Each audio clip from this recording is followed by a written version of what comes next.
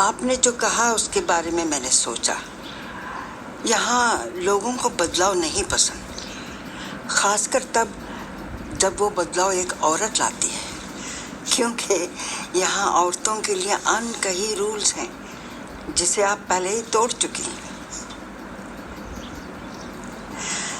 اگر آپ کو میں انکار کر دوں تو جو جیسے چل رہا تھا ویسے ہی چلتا رہے گا، اور اگر ہاں کہوں تو شاید آنے والا کل الگ ہو، اور ان لاکھوں لڑکیوں کو اس سوال کا جواب مل جائے گا کہ وہ کیا بننا چاہتی ہیں.